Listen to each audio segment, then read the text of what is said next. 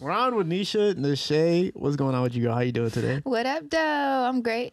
It's good to meet you in person. I think the first time I really started recognizing you was when you worked with my friend Kiefer, and you guys shot a music video together, and I thought that was a pretty awesome music video. And I thought when I saw you for the first time, I was like, oh my god, like just stunning performance and everything, and the energy is there and everything like that.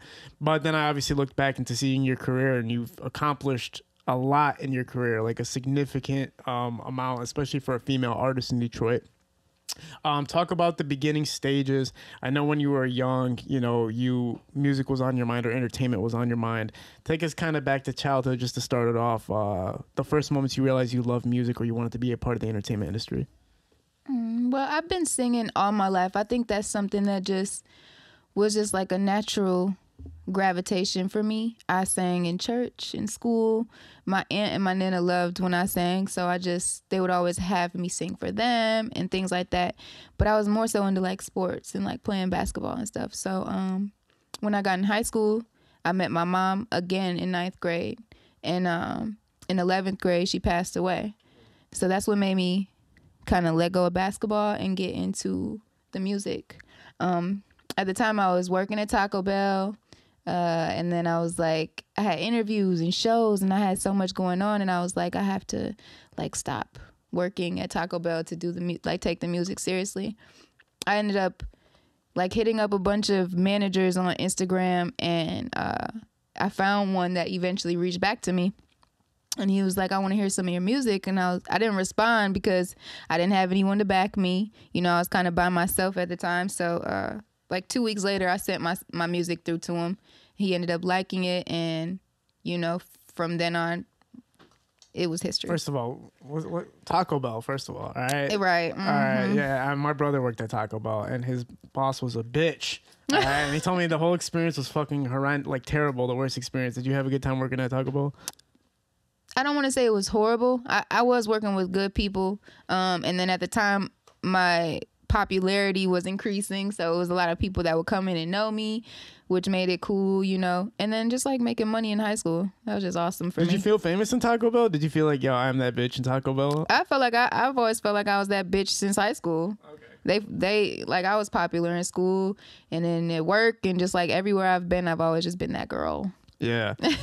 I know when you were young, obviously you were fostered, right? Correct. Mm-hmm. And I've heard, I mean, anybody can watch any of your interviews and kind of go through that and go through the motions of it with you. Mm-hmm. But to use that as an expression for your music now, is that still relevant to you? Do you still look back at those times to create the music that you're creating now? Absolutely. I actually put out a song called Things Change, and my aunt, she used to always have this camera out when we were younger, my sister and I, and record everything we did. So I ended up using those old videotapes, the content from it, to create a lyric video for Things Change. When I saw that lyric video, I cried and everything, because it had been so long since I seen those memories of me enjoying my childhood. For so long, so many years, I was living in this story of being adopted and being abused and being in foster care. It almost had became, the more stronger version of my reality, rather than, I did have good times in my childhood. I did play all the sports I wanted to play. I did, church camp. I went on vacations. I had a beautiful childhood, not outside of the trauma that I experienced, And so when I came to that reality that I didn't really want to just like live in this sob story, I always make sure I tell people like, yeah, I did go through those things, but look at me now. You know what I'm saying? And look where you could be. Right. You can make it through any of that stuff. Abuse, sexual abuse, which I've also been through. And you just turn that pain into power. Ypsilanti, a lot of people who come from there say there's areas that will resemble Detroit, and that your experience, it sounds exactly similar to a lot of people who come on and talk about their growing up in Detroit, mm-hmm. the trauma-induced lifestyle. When did you realize, like, yo, my childhood wasn't totally normal? Like, was there a moment like, this isn't normal, or did you always know, like, this isn't normal? Yeah, speaking of Ipsy, shout out to Polo Frost, because I was watching his interview. Oh, cool. I'm from Ipsy, too. I'm from the South Side. So I realized that that was just like, I forgot what the question was. Well, basically, like, did you did you know while it was happening, like, yo, this isn't normal, like the life I'm living right now isn't normal, or did it take a moment, like one day in the future where you're like, wait a minute, what the fuck? My whole childhood kind of had some fucked up shit going on in it. Yeah, I think as I got older, the perspective of what I went through changed. Yeah. So like when I was younger, I knew what I was going through wasn't normal because my sister and I were begging to not go back to where we were. So obviously us being uncomfortable right then and there was a sign. But as I got older and telling people my story, I do have a different story than other people. However, people go through what I go through and worse. So I don't have the worst story in the world, but I do have an inspirational one that can lead people to the light that they might not be able to see. Yeah, so. No, I mean, I've watched a lot of your talks, and I did see it when I was listening to the stories of the abuse and stuff. It's just like, you know, going through that, enduring that, and coming out on top at the end is motivational for anybody, obviously. But there are people going through it, like you said. Maybe not the same exact thing, but they're feeling some type of way about it. If you could shed some light for them a little bit of how to get through those times. I honestly, it took me getting more in tune with myself and self-educating myself on growth as an individual. I think it's important to like be still sometimes and just kind of pay attention to what you think is best for you. Some people don't listen to their intuition. I feel like we all have it. Like, yeah, women and men both have intuition, but you just like have to be able to tap into it. Women's intuition is obviously stronger. Don't get me wrong. The things that we go through as younger adults or children, it doesn't necessarily define who we are today. I feel like it does help, you know, with the growth process and teach us how to move differently and handle situations differently and communicate differently. But, you know, if I based all my decisions in my relationships off of what I went through in the past, I wouldn't be treating people with like the present emotion. Like I can't, because I was abused as a child, be like, oh, well, now I'm like this. Like this is my thing. A lot of people use the things that they experience as children, trauma, as an excuse for how and why they treat people the way they do in certain relationships. I feel like that is not an excuse because we have every day, every moment, every minute to grow and change and evolve. And if you're not taking the opportunity to do that, then I don't know what to tell you. But like, that's a spiritualistic aspect, and a lot of people fade away from spirituality because the word has been corrupted and the idea of it's been corrupted, so people stay away from that. They don't believe that you can control your life and take accountability and responsibility for themselves and change the moment. But you understand that. Yeah. So that's basically what I'm saying, is that you do have the control and the power to change your circumstances no matter what you've been through. All in all, that is my advice, is to take control, you know, and find happiness and do what is best for you. Sometimes you got to put yourself first, and people think it's selfish, obviously, but selflessness and selfishness are two different things. So agreed. Is this like a reboot for you? Do you feel like this is reboot mode right now, or what kind of stage do you feel like you're in right now? Reboot, man. Yeah, I'm always constantly in a reboot type of vibe because, you know, not only am I not where I want to be, but who is, but I'm also still growing and learning every day and like trying to make better decisions. And, you know, I feel like that's a daily process. The reboot is really just me trying to find who I am in regards to just like my music and who I want to be for people, like what kind of impact I want to have on them and things like that. That's really where I'm at. I looked at it like you're this young girl who, when was it when things started rising for you, like 18, 19 years old? And everybody's going to pull you in so many different directions and get your head filled up with, and fill your head with everything and whatnot like that. So it's just ignorance. Obviously, you're young. People are treating you like you're going to be a star. You're listening to anybody who has the bag or whoever has promised for you. So do you know what it is now? Have you seen it and overlooked it? Like, I know what the fuck the industry is now. And how do you feel about it right now? I'm always in a student state of mind, so I don't feel like I know the industry and the game completely, but I feel like the fact that I'm always willing to learn, it won't be long before I am like just what I need to be in there. But being pulled in all those different directions when I first started in just regards to my look and how that I should answer questions in interviews and what to dress and what I can put online and like tattoos. It goes down to the nitty gritty and how we have the right to change. You know, we have the right to evolve. You know, I might not feel how I felt yesterday about myself. I might want to make a change today. And I feel like as long as you keep people around you that give you the space to do that, then you have the right people around you. But you get people around you who have already created this illusion or this idea of who you are and who you'll become, you know, and then they do everything in their power to try to get you to be that. And then when you veer off, now you're the one that's rebellious and not doing what, you know. So it's just a lot. 2018, I woke up, became enlightened, and started seeing through my third eye. And I was able to express myself in a different way to people.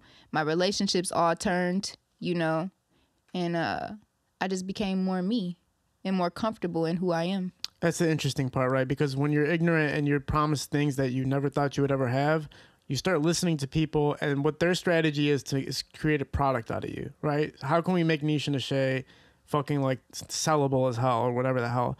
But it contrasts to who you are, or it contradicts who you are. And now you're kind of like, okay, I want to be me. I don't want to be what other people are trying to create out of me. Mm-hmm. Do you see reciprocation still from your audience as you're going into becoming yourself now? The real ones, yeah. Okay. My day ones, they gonna fuck with me regardless of where I'm headed, what kind of music I'm putting out, the things that I experience along my journey. Because really, they're just appreciative of the journey, and they like to see me on my way to success, because that's where we're headed. It's inevitable, you know, because I'm very self-driven, and this is my passion. I love to do music. I love to inspire people, and you're gonna have to outwork me. You know what I'm saying? Yeah. But like, yeah, that's where I'm at. I do listen to you. What? That's where I'm at. Oh yeah, no. I see it because I pay attention. I paid a lot of attention to everything you've done. I pay attention to social media a lot, and I don't know. Do you look at social media as a way to see somebody's progress, or do you think that's not anything? I fucking hate social media. I swear. If I didn't have to be on it, I probably wouldn't, honestly. And yeah, I mean, social media is an illusion, and people can portray whatever and make you think and feel and see whatever it is they want you to see. It's not necessarily their truth. True. Somebody can look rich as hell on social media, and then in person, they're broke as shit. Yeah, shoot, it's a whole nother conversation. But yeah, I like to base my relationships and my perspectives of people off real life. Yeah. Well, looking from my perspective, at least, as much as that, and I know that doesn't mean too much, but looking at your social media and stuff, I did notice, like, okay, like, stuff's happening, stuff's not happening, stuff's happening, stuff's not happening. What's like the inconsistency as far as putting it out there? What was causing that? Inconsistency? Not that you weren't working, but that the way it's released, the way music coming out. Yeah, the way it comes out and it's released. Right now, I can't put out music. Okay, talk about it a little bit. It's been about, I don't know, a little over a year, maybe two. And right now I'm just in court, and I'm battling, figuring out what the next move is with the label that I was with. Because I was with ROC Nation for a while. They ended up getting a new president and dropping me. But, I mean, after that, everything just went downhill. And I'm not saying that the label I was with, we didn't accomplish anything together, or that, you know, we didn't make any movement, because we did. However, we like kind of grew apart. You know what I'm saying? And the communication went left, and their idea of me as an artist and who I am of a person became diluted for whatever reason. You know, the tattoos, me wanting to get braces, whatever the case was, I had to experience things, relationships. You know what I'm saying? I'm 18, 19. I'm not in and out of relationships, but I have a relationship, or, you know, and those don't always go well. Sometimes you get in stuff that makes you distracted from what you're doing, like the music. You know, you get in an argument in a relationship, the shit then distracted you for something you got to do later on the day, so you miss out on it. It's just stuff like growth. Yeah. That's the only word. And if you don't have the space to grow and evolve, it kind of makes it hard to work, you know, with people. So, yeah. Is that part of you taking accountability for the ROC Nation deal not working out? Or is that just like, okay, I see that part of it, but I don't totally understand why this happened? I can't take accountability for that not working because that wasn't my fault. Like, ROC Nation getting the president and him choosing between whoever artist, whoever it was, and picking this is what I want and don't want, didn't have anything to do with me, you know? And obviously that means that there's something bigger out there for me. But I can take accountability for the fact that I'm not perfect, you know? And I did make certain decisions that I've made coming up in my career based off of how I feel and what I want from myself. And I wasn't really considering things around me. It was all about my happiness, you know? So that's really all I can say. I'm not the bad guy here. I've always been a hard worker, very determined, doing above and beyond, you know? So I feel like everything's going to play out how it's supposed to. I cannot wait to put out some new music. I'm sitting on music, 4 years of music. Yeah. You know, my catalog is big. No, I've listened to your fucking music, and I don't know if you know, a lot of people think I'm good at reviewing music. I've been doing it for a long time, and I really fuck with your music. I really think you have a lot of good hits. I especially like the song you did do with Rocky Bad. I mean, I really love her. That shit was like probably turned into one of my favorite songs from a female artist. I was like, you. That's actually fucking awesome. But no, like you got everything going on. It's just you can't release, obviously. So it's not like Neisha Neshae doesn't got it. It's literally like you just can't do anything right now. What's the plan once everything comes together with that situation? Once the court stuff's all taken care of, putting out some music. That's gonna be the first thing. I mean, you know, I'm gonna be honest. I am gonna put out music. I'm gonna put it out. I'm not gonna sell it, but I'm gonna put out some music. How are you gonna put it out without selling it? Just YouTube uploads and just not care about the monetization? SoundCloud, type thing, and just keep track of, you know, what it is I need to keep track of. Because the game you can't stop the show. It just doesn't make sense to me to not be able to do what it is I am here to do. Yeah. And that's how I make some of my money. It's not how I make all my money, obviously. But, you know, dropping music, and obviously I'm an actress. So I've been taking acting classes in LA. And just focusing on the fact that I'm multi-talented. I'm a jack of all trades, and music isn't my only outlet and my source. Yeah, you're an entertainer at the end of the day. Exactly. There's many facets. Like, you can do whatever you want to do with it. Talk about the acting career a little bit. Talk about how you even got into it. The first movie that I was in, it was called Ring of Silence. The part that they reached out for me to play, I think Kaylani was supposed to play that part. She ended up she was busy or doing something like that. I never took acting classes, didn't have a read before the movie. I literally got on set and was like, you know, straight into it. So that was my first one. And then I did Turn of the Cheek and Price of Love by I Swear Vezo. That's on Amazon Prime and Tubi. And I was the main character in that movie, so that was awesome, you know. And like I've just been in love with it ever since. I enjoy doing something different, you know, and I feel like I'm good at it. Shoot. Yeah, no, you can't limit yourself or pigeonhole yourself to just music when you got all the other talents available. Plus, like you said, you can't do anything with music, so it's like right now, so it's like might as well, you know, touch these other venues of entertainment, which is awesome. What are you seeing right now as far as the scene goes in Detroit? You know, the spotlight is on Detroit right now. Everybody's paying attention to the city. What's your perspective of it right now? I agree. The city's on fire right now. And I like that people haven't let up off the gas at all. Like, even when the spotlight isn't on Detroit, all the artists are going hard in the paint, you know, to make sure that our city is put on. Like, me have been doing this for 6-7 years. I basically came out right after Dej Loaf. And the progression that we've made as a whole in the industry coming from Detroit is huge. Like 4-2, Vezo, Sada, myself, T Grizz, Cash Doll, you feel me? Rocky. And these are just to name a few. I really started with like KDZ, Vezo, just to name a few. Payroll, I got a song with him. Peasy. I have songs with all Detroit artists. Damn near you can't really name one that I don't have a song with. At a time, I had 11 songs on the radio at one time. Maybe 8 to 11. But I can exaggerate if I want to, because I was and still am that bitch. But I'm just trying to get back to that, to where I was, you know, doing what I love without feeling stressed out about making everybody happy, because you can't please everybody. Not everybody's going to be happy with how you look and how you sound and what you do, but yeah, clearly you didn't. If you could go back in time, you clearly wouldn't have signed the deal. You would have just done things the way you wanted to do them. Exactly. I wouldn't have. If I would have been more educated, I probably would have took my time with signing the deals. Yeah. Was it just money that caught your eye or something? Like, what caught your eye when it's like, okay, I'm going to make the decision to sign this deal right now? Was it people telling you to do it?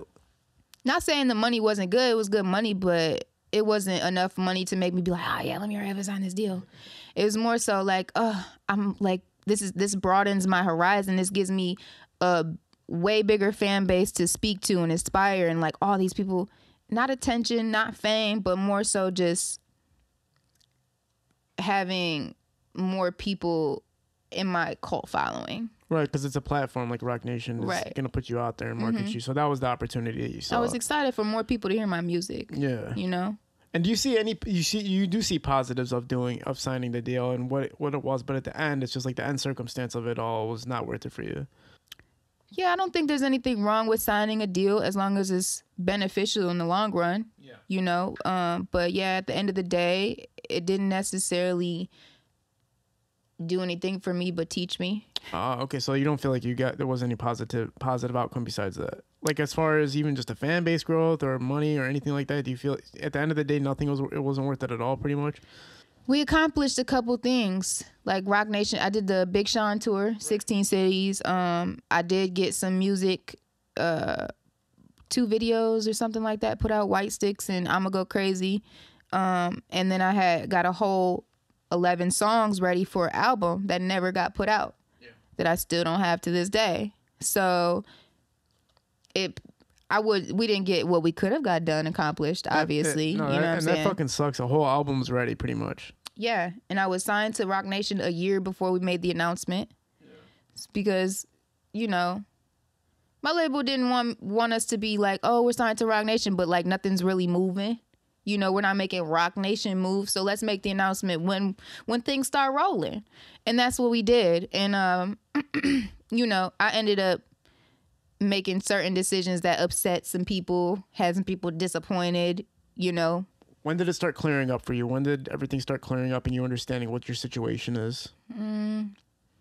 My current manager said he ended up just like having my back through all of this. You know, like it's just been me and him for the past couple of years going hard in the paint on some independent, out of pocket, making everything shake. But he's also who got me the deal with ROC Nation and the tour and all that with Big Sean. So I realized where my situation was when it got to court. And I started paying court fees and all that. And I was like, okay, yeah, this thing got real, you know? And now we're 2 years in and I'm like, yeah, it's really real because I wake up every day with it on my mind. That sucks. You know, ready to get the fuck out of this. Yeah. And even if I don't, it's not even that I'm willing to pay back whatever money it is that's been spent on me. I'm not willing to rekindle a relationship with people who don't give me the opportunity to grow or give me the space to grow, and that they don't understand me and that have disrespected me, you know, because I have been disrespected and I've held my tongue. This interview is probably the most I've ever spoke on and the most details I've given on the situation. Like, I don't even know if this is going to back whatever on me or whatever, but it's just me being real and how frustrating it could be when I'm trying to be, you know, reasonable. And even then I'm compromising. I'm giving way more than is deserved, you know? Well, you're not the only artist, obviously. There's a lot of people speaking out, even if you go to like platforms like Say Cheese Digital and there's people saying, yo, my label's fucking screwing me right now, or I can't release music, and there's all types of things going on. Like Fetty Wap, I think, has like a similar situation where they like, literally just can't release music for whatever reason. And it sucks because it's basically somebody has you on a leash, basically. Now, there's no positive outcome to the slavery. Yeah, I think you could use the word to some degree. You could probably say slavery to some degree. Now, you're not... So, I mean, there's no outcome for you as far as taking care of it with the label. So we have to go to court now. How's court looking, and when do you think it's going to be, like, resolved? Do you have, like, an estimation of when everything can be over with? I wish I did, but me knowing time is irrelevant. There's no telling. It could fix tomorrow. It could fix 2 years from now. You know, you just never know. But I know where I'm at in my heart. I know where I've been willing to meet them at and where they're not willing to meet me at. So that's just reality. And I know however it turns out, whether I have to do these certain amount of albums or whether we go our separate ways, they get paid. Whatever the outcome is, it's what's best. It's what God has planned. Is what's for me. And so that's what's helped me be positive through this. Like, whatever the outcome is. Where'd you start getting your spiritual outlook from? Did you start at a young age getting into it, or is this something newer for you since, you know, it usually takes pressure to somebody to want to search somewhere else? No, remember I told you 2018. Spirituality in 2018? Yeah. I woke up one day and I had just started doing like, I don't know what it was. I lied. Let me backtrack a couple years, right? Like 2014-ish. 15, I can't remember what year it was. My mom was alive at the time and I was staying with her, and I had a friend that came over. He texted me. He was like, I need somebody to talk to. Can I come over? I was like, yeah. He came over. He was like, if you see something that you want, or you believe in something that you want, and you put the feeling to it and the outcome to it, it can be yours. So he was basically telling me about manifestation. He was trying to tell me that my life, I'm in control of my life. You know, just basically what we've been talking about. And at the time when he was talking to me, I didn't understand what he was saying necessarily, but I heard him. Yeah. And I heard him being frustrated because he had been looking for somebody to talk to about this manifestation, woke, third eye thing. And, you know, sometimes you talk to people and they don't understand. They look at you crazy. So that I understood. He literally needed somebody to talk to and get this off of his chest to. And I heard him that day. He planted the seed. 2018, I read something or came across something that clicked in my mind. Like, this is what he was trying to tell me about. He was trying to tell me to manifest my life and create my reality. And now that I know that I can look into the law of attraction and I can look into, you know, these other things, that's what I started doing, researching how I can change my life and tap in and be intuitive and be enlightened. Yeah. And so ever since, my life's been different. It's hard to talk about it because obviously, like I said, spirituality has been corrupted in America. You know, in my opinion, I think people take that term and they think, oh, ghosts and like shit like that. Right. Or just like weird shit. It's like, no, for me, it's just being as in tune with reality as possible. And right? present. Exactly. Yes. Being present. Mm-hmm. I have a guru. He's from India. His name's Sadhguru. Okay. And when I went to visit him for his, seminar thing, the first day he said to everybody, he said, listen, the first thing is this. If you can't take responsibility for your life, don't come back on day 2 and day 3. Because that's the first thing you have to start with. You have to take accountability for your life. Mm-hmm. Now, when you take spirituality to Detroit, it's interesting. Because it's a hard conversation to have. And I love Detroit. I love it with all my heart. Like I say, I'm a guest there. I love it. I always want to represent it to my full heart. But spirituality in Detroit is like the hardest thing to talk about. It's almost like there's a mindset, and this is how I rock and roll, and I'm not going to take that other approach. Mm-hmm. But then if you really get to talk to a Detroiter, the average Detroiter, the real roots of them are spiritual. But it's almost like it's been covered up by all these other things. Yeah, diluted. Yeah, it's like diluted, exactly. Mm-hmm. But everybody always has real ass shit to say when it comes down to the nitty gritty. Mm-hmm. Spirituality for you, is that something you want to express to people in the future? Or like, how would you come about bringing that to light for people? If you could, would you want to bring spirituality to an outlook? Would you want people to recognize it from your city or from your music or anything like that? Or are you afraid to touch that because a lot of people look down upon once they start, like, no offense to NLE Chopper, like, but basically he put out the spiritual kind of, presence in himself, but it's kind of like a lot of people are like, oh, we don't fuck with that. So are you afraid to bring that up, or do you even care to bring that up? Oh, I'm not scared. I'm not scared to live in my truth or my reality, which is that I am an enlightened woman, and I can't have a conversation with just anybody because they can't keep up anyway. So there's nothing wrong with spreading and spirituality doesn't necessarily mean that you don't believe in God or anything like that, because I believe in God wholeheartedly. And I know that God has everything to do with why I am where I am now. And I feel like we are made in God's liking, meaning that we have the power to do what God does, which is create our realities. So I have a problem with just like giving this enlightenment and information to just anybody, because I feel like people don't necessarily digest it well. Yeah. And so I don't just talk about it to just anybody. Right on. But if I feel like someone is open to it, yeah, of course I'll talk about it, and I have brought it up in my music. Sometimes I can't give you a line I've said specifically right now, but I feel like being enlightened and being present has everything to do with success. And we might not everyone successful might not be enlightened or woke, you know, but I feel like that's how you're able to handle everyone. When you're enlightened and woke and present and you're able to deal with any type of person, that's how you reach success. Those bitter, like evil, asshole ass people, like you got to be able to deal with them.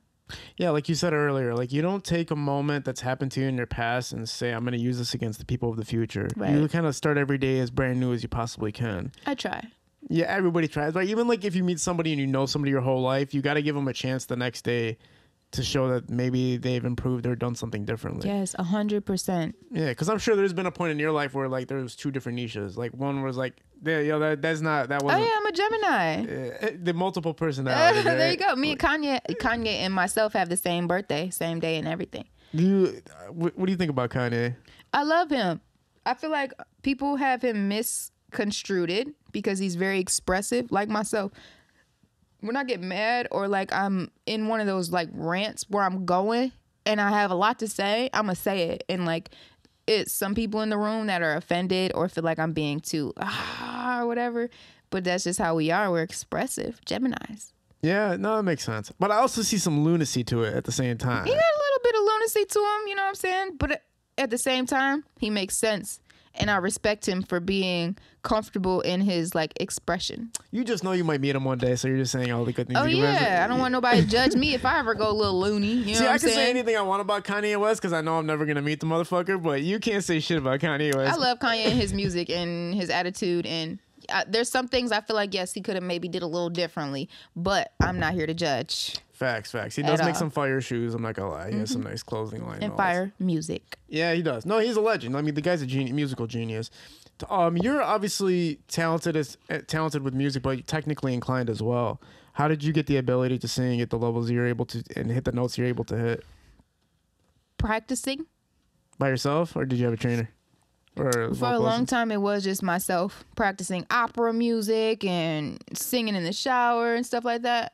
And then I got with Brandon Smith from Detroit. He's a artist developer, and he took me up 10 notches, performance-wise and singing-wise and stuff like that. So, yeah, if you guys are ever in Detroit, check out Brandon, Star Factory. I have a problem with a lot of people not learning to actually sing and just kind of fake it or auto-tune it. So when they hear you, it's like, oh, she's actually hitting these notes.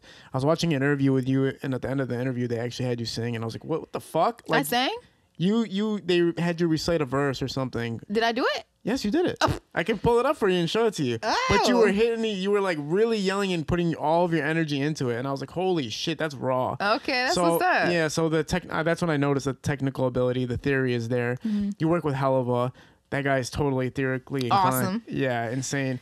And I really, like, he's one of the first people to ever support me and show me love, like, constantly. But I noticed you guys working together is always legendary. The song always comes out right. Talk about that collaboration. Yes, so I did one of my first big records with Helluva, On a Cloud. And that was just a song basically about me upcoming from where I've been through and where I'm at now. So it's just like the evolution of Neisha. And then we did I'ma Go Crazy, which now is almost at 11 million views. Yeah. Right. So we just have a natural connection in the studio, and he pushes me to go hard in the paint, you know? We haven't done really, like, we haven't gotten the studio recently, but we still have some songs that we're sitting on that are amazing. Some of my best songs I obviously haven't been able to put out. Right. But yeah, people are sleeping on Helluva and Primo, Sparks Beats. Shout out to everybody that I, fuck with.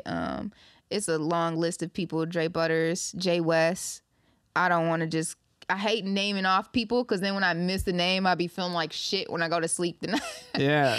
I go to sleep at night. Tell me about it. Yeah. Who can I think of? Heisenberg.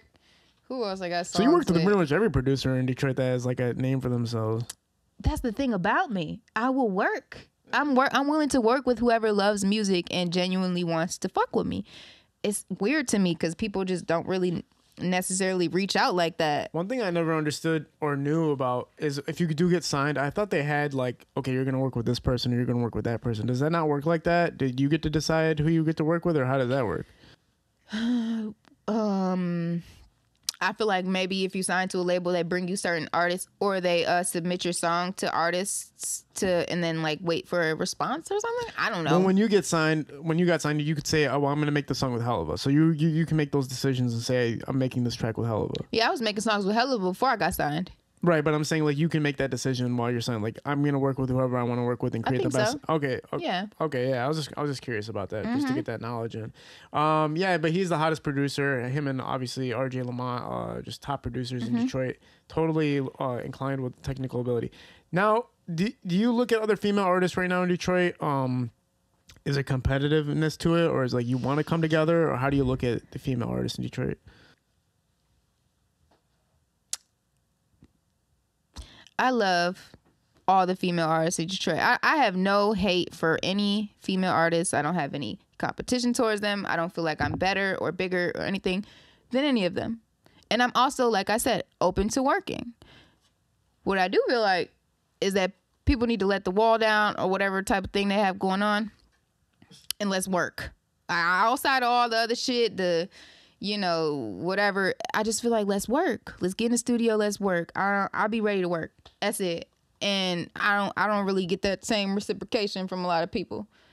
You see who I got songs with in the city. So that's just where I'm at. And since I've been doing this, I feel like you reach out to certain artists, they either gonna fuck with you or they ain't when they ready. Do you feel like some female artists are intimidated to reach out to you? Maybe. Are you leaving the door open for them to say hi, like, and just approach you, or do you feel like you would know if they're ready or not just by if their name is out there? I mean, both. If I want to work with the artist, female artist, I'm gonna reach out to her, and then the space is always open for her to reach out to me because I don't feel like I come off like you bitches could never and don't. What? Even though I do talk that shit, I do say you bitches could never because in a sense they could never be me or do me. But like I'm still open. I'm cool as hell. I love working.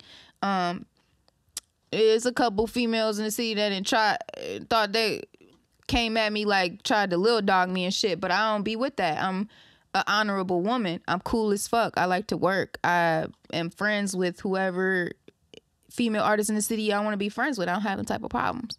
A bitch be beefing with herself, trying to beef with me every time because I don't give that shit energy.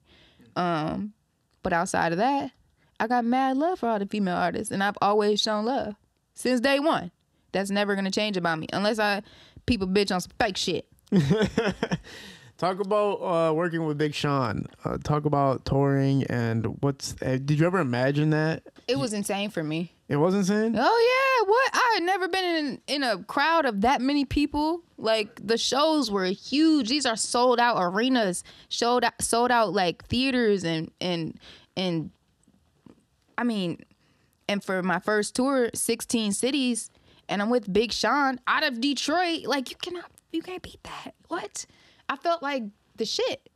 I mean, I still feel like the shit, but at the time I was like, God has chosen me to do this, and I learned a lot from him on tour, from his performances to him telling me and talking to me and teaching me things like don't do things that don't feel right with your spirit. I was mad because I was young and I was like trying to figure out why I didn't make any money off the tour.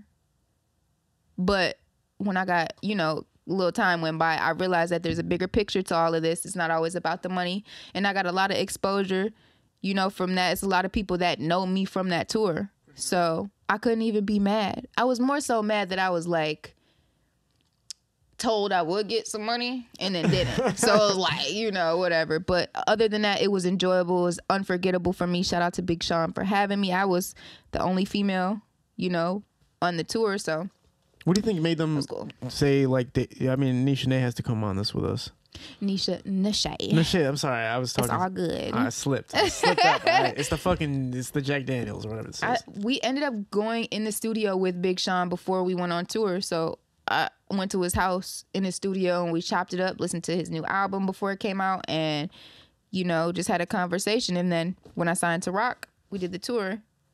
And that's just what's the experience of talking to him? Like, obviously so established, and just learning from somebody like that, was there any like gems that you got from him? Like I said, the main gem was just to stick to what I feel in my spirit, you know, and not do things that don't sit right with me, that I don't feel good about. Yeah. And his work ethic is one of a kind, obviously. Just seeing him in person in a studio. He left me in his studio to record, you know, which I felt so under pressure about. Oh my gosh, what the fuck? If you're by yourself though, were you by yourself? Like, I mean, I was with my team. Yeah, but what's the pressure coming from? Creativity. Like, I felt like I needed to, you know, up my game. I'm with Big Sean. I gotta come Big Sean vibes, like level, you know, gotta be on point. So I mean, I was in the studio with French Montana too. He left me in his studio to record, and my anxiety was through the roof. I'm like, I don't know if I could come up with something he's gonna like, you know, it was stress. What was the outcome for all of it for you? Like when everything is said and done, did you feel like you did things the way you wanted to do them? I did things to the best of my ability, and that's all I could have did. It might not have been to my liking, but I did my best. And that's all we can do in our moments of living, is our best right then and there. Has any song that you've come out with that's been a hit have had that type of pressure, or the ones that have no pressure are the ones that come out as hits for you? Pressure. Everything for me is pressure because I'm such a critical thinker about everything. I'm like perfectionist type vibes, be like redoing shit 100 trillion times, whatever. But yeah, feature wise, just in general, like, did pressure make any of your hit songs, or was it kind of, were you more of a relaxed, like, I'm gonna go in the studio today and just talk my shit, or has it ever been you're in the studio like, okay, I gotta come up with a hit right now? I feel like, yeah, some days I go in there like I gotta make a hit, and some days I go in there like, let me just chill out and just record, you know, how I'm feeling or whatever the case might be. But I feel like all my songs are hits, so fuck with me. So it doesn't matter which way you go in the studio. At the end of the day, you're gonna fucking come out with something that's at least gonna be sweet. Mm-hmm. All right. You know, I feel like once you do come out, there's not that many female artists. Okay, I know everybody's gets mad when you say that in Detroit. There's really not that many female artists that are popping off in Detroit. It's literally like a handful for real. Compared to the male artists, it's a handful. Yeah, literally, there's not many, and I'm not gonna name names because I won't get in trouble. But you know, you're there. It's just right now they're able to do shit. You're not able to do shit. That's the only difference. Male artists, so let's talk about that for a second. What are you seeing from the male end, or just the whole Detroit scene that you kind of wish was different right now? Do you think, is everything going, do you think the way it should be going, or is there anything you wish was kind of different? Well, the way Peasy and Vezo and them be working as a team to put everybody around them on, and, you know, build up their circle around them, I feel like more people should be like that. Especially women. It's unfortunate women don't link up like that in the city, artist wise, because I'm cool with that type of shit. I be wanting to link up, get in the studio, do content, you know, that's how I am. But like I said, we're doing the best we can right now in this moment, and as long as we continue to like steel sharpen steel, and I don't feel like we're all where we want to be, like I said in the beginning, but we can't forget where we came from, you know, and we can't be hesitant to bring people up with us. You know, it ain't about putting somebody on completely and like completely changing their life in a day and shit. Like, that's some Kylie Jenner ass shit, you feel me? But it's just about making sure you look out for the people that looked out for you coming up, you feel me? So like Polo Frost and I, we started back way when, before we both got on and popping, and we got a song from way back then, maybe a couple. So it'd be shit like that, and we've done songs when we both got popping now, where it's just like you just keep going, you know, and you look at the bigger picture and you fuck with the people that fuck with you. That's how I am. I used to be mad, like, I be showing love and people don't show love back, you know. Yeah. I still be mad sometimes, like, what the fuck? Because I'm a genuine person. I show love, and I always have shown love. It's not a problem with me, and it just be like, but like now I focus more on love, and I try to be more like love every day, and fuck a hater, and fuck if they ain't supporting. Do you read like a book? Is there a certain book that's helping you kind of guide throughout that? Because I feel like you're waking up with like kind of a system in your mind a little bit. Do you like read any? Are you like reading something, or are you just like following the practice that you established? I do read here and there. Like affirmation books and I like to write in my diary and stuff like that. And I try to keep people around me who are also enlightened, who are bigger than me and higher than me, so I could keep learning. I don't like to be around people I can't learn from and enlighten me. I want to be with people who teach me how to be better, how to get to the money, how to be more present, how to handle situations more accordingly. I don't want to be around the shit that's beneath me. And it's a lot of shit that's beneath me. I didn't realize that shit until I started getting bigger. People be like, oh, you so Hollywood. No, you're beneath me. Your energy, your frequency, where your mindset is beneath me. I'm not saying you're worse than me or you're broke or you know, I'm not devaluing you. What I'm saying is I don't have time to come down here to like, it's like climbing a mountain. You got the motherfucker down there, you keep on yelling at them, come on, hurry up. And they moving so slow, you done had to climb down there to bring them back up the mountain with you. You done already been to the top. Right. Who has time for that? I don't. I'm gonna love you from a distance every time. I think Kobe said something about that. He said, like, if my teammate doesn't have the same work ethic as me, we're never even going to have the same conversations. Mm-hmm. He's like, you have to be on the court doing the same things I do. I don't care if I'm better than you at the game. You have to be doing the same thing as me. Shit. Yeah. That's some real shit. Yeah. No, it's true, though. I understand what you're saying because you just want to keep moving forward. And they always say the circle of people around you is what decides where you're going to be in the future, right? Mm-hmm. How do you decide the people that are around you? Is it just because you're going to learn from them, or is it trust? What lets you attract people towards you and keep them around you? I feel like even that is a learning experience for me daily, because I have had some people in my life that's betrayed me since starting my career, and I've had to cut off friends and, you know, things like that. But I feel like my circle has been the most important thing for me, because all the materialistic shit and the career and the money, all that shit can leave tomorrow. But if you got a friend, like a real genuine friend that fuck with you, regardless if you got money, if you got a house, a car, like that's priceless. You can't find that shit just anywhere, you know? If my career ended tomorrow, I would want the people that would fuck with me, whether or not I'm popping or not, to still be around me and keep me. Girl, you look where, like, you did that. Like, come on, keep going. Motivate me, push me. That's the type of people I need around me. I had some bullshit ass people around me. I had this assistant one time. Never mind, we ain't gonna talk about it. What's wrong with it? Man, you just gotta be careful who you have in your life and who you have around you, because I'm so personable that I get close to people, you know? And I had to learn that you can't get close to every fucking body. You can't let everybody in. Like, you literally have to leave people at fan distance or business distance, you know? Can't always be acquaintances and friends. So I had to learn that the hard way. Yeah, look what happened to Selena. She got fucking shot by her manager. You know what I mean? They gotta know her. I didn't figure out until I watched the fucking movie. I didn't even know. I'm watching this movie like, yeah, she's sweet. And I didn't even know she was dead. And then at the end, I was like, God damn, but manager? Like, damn, this is a turn of events over here. But I see what you're saying. It's the people you come up with usually are the people who stick around with you. My circle's pretty much the same. Yeah. But also, I feel like you do change your business partners often. I feel like that's not... You do have some of the same people around, but until you find that perfect team, you have to swap out. Like, you can't just...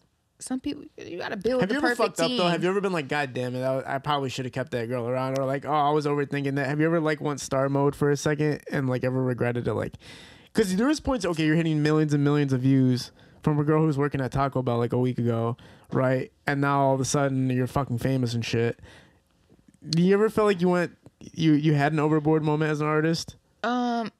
I personally never really made those decisions back when I was signed to the label in regards to who my makeup was, who was dressing me and shit. They made those decisions, and they made the decision on whether or not they wanted to keep them around and pay them.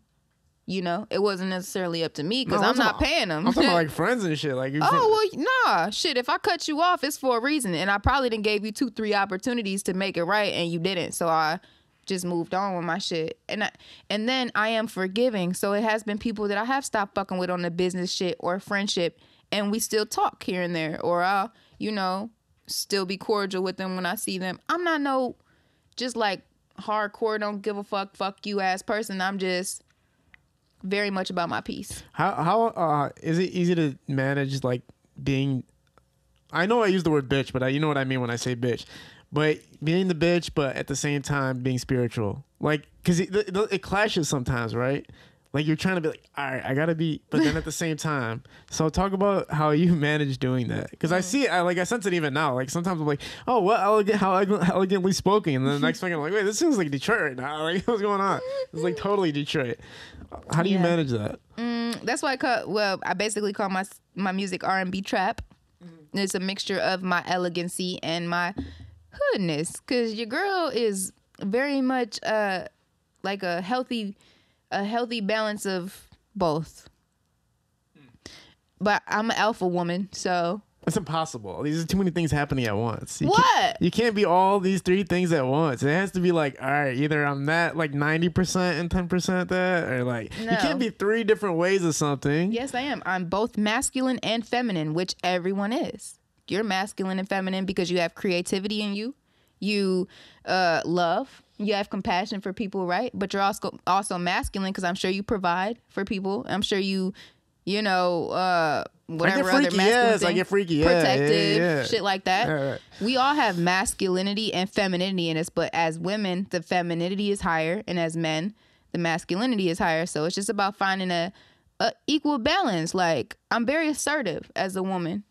But I can be submissive when I have a man that I feel like can lead me properly and I'm comfortable and feel secure with him, But you can't bitch me around and like little dog me and treat me like I don't hold my own and get my own money and have my own job and career and I'm not an adult.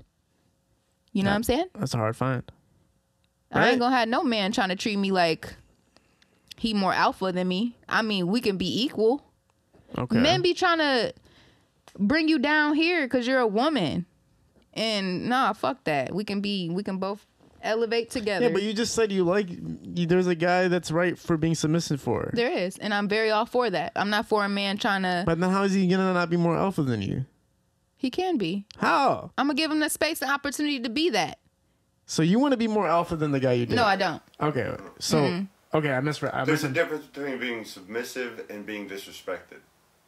You can show people an understanding and a respect for them as a person, and that's when they can be comfortable enough with you to be submissive.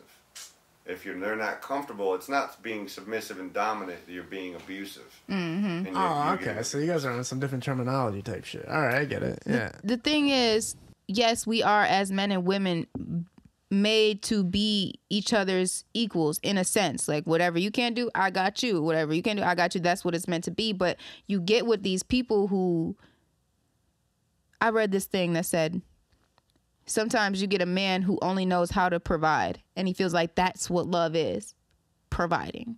I'm gonna provide for you, but I'm gonna still be emotionally unstable and I'm gonna still be controlling and I'm still gonna be insecure, but I'm gonna provide for you. And hopefully that makes all these insecurities and the controllingness and possessiveness okay with you. Yeah. You're gonna be cool with it because you ain't gotta come out your pocket. But I'm not with that type of shit. I'm with a man that has his own, that has security, that is confident in himself, has his own money. I got my own money. So I'm like, and it can pick up where I am slacking. Cause I'm not saying I'm hard-headed, but I need a man that's gonna give me some direction and some guidance and put his foot down.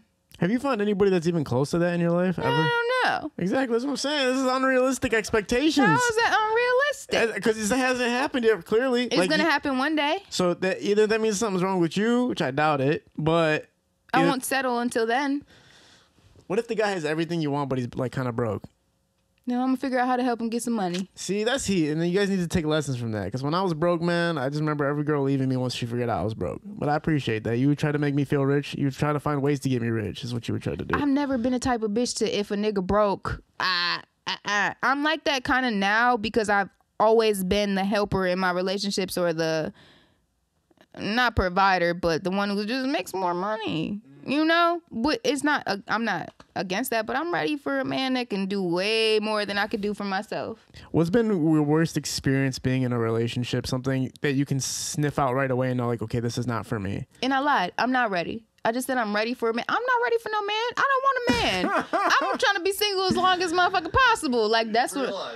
Yeah, I'm enjoying my single life. Yeah. And what was your question? Because we can get to that question, but I am enjoying my single life. No, we can talk about the single life for a second here. Yeah. I mean, there's many perks to it. obviously. There's many downfalls to it. You don't have somebody to go home to every night and somebody you can trust and rely on and know that they're there for you. But I do. Oh. Even in my single life, I'm not going to say I don't have anyone in my corner that genuinely looks out for me and has my back and takes the load off, because I do. Mm-hmm. But that doesn't mean I'm ready for the commitment that comes with it. Is that because were you like in a relationship and yeah? Okay, so you weren't for too long. Yeah, it happens. So now you're patiently waiting for to recover. I'm assuming. I'm patiently healing. Healing, right? Yeah, you have to. And getting back in touch with myself, because I'm refusing to settle, because even though I was in that relationship for so long, and I was happy and I did enjoy the person, I was settling. Damn. Would you have married? Would you have ever gotten married? It's gonna be hard to marry me, to be honest, because I'm a Gemini and I'm not the. No. I'm not talking about that. I'm talking about this relationship that you're just talking about. The reason it sucks to hear that is because it sounds like you can just be a woman that's totally satisfied with a guy, but still just like, it's not it for me. Mm-hmm. Everything can be right, but it just doesn't work. But everything wasn't right. Oh, I mean, it seemed like everything was cool. It seems like everything was as close to be as cool as possible. Nah, man, it's never. I feel like I've never been in a relationship where a man hasn't been insecure. That's normal though. Too insecure. Oh, too insecure. Okay. To where it makes it hard for me to work, hard for me to focus, to communicate with them, and things like that. Like, too insecure. Because you're in the entertainment industry, so you're always around everybody. So that makes the guy at home like, what the fuck is she doing? Mm-hmm. Yeah. Or want to go with me everywhere. Ugh. And why? Why? Because when you go to studios, a producer or a rapper is going to hit on you 99.9% of the time. So, yeah, you just go with me and stare at them and it'll make everything better. That's true, too. But I understand why every man would be insecure of having a fucking beautiful rapping fucking artist go around the whole world, Dubai, wherever the fuck you're at, and everybody's hitting on you and all that shit. Thank you. I'm just saying, I can see why a motherfucker would be insecure. Now, if the tables are reversed, or you flip the table, like, and your guy is out there and he's some major artist, aren't you going to be like, damn, what the fuck's he doing right now? I probably would be like that, but I'll keep it to myself. How long, though? As long as I can. If it gets to the point where I'm so uncomfortable about where he's at and what he's doing, I'm going to cut it off. I don't want to deal with it. I'm more so looking out for my peace of mind, because I am kind of manic. You don't want to play with me. If I get to creating this shit in my head and then it like 1 + 1 = 2 for real, it's over for whoever. So once I'm uncomfortable, that's just that. I feel like everything will flow naturally. When some shit is really meant to be for me, it'll be that. I'll be so happy. It'll be natural. I won't be stressed out. You know, won't have to pay no bills. You know what I'm saying? Would you rather date a celebrity or would you rather date a regular? That has it all together, though. A celebrity or a regular person? That has it all together.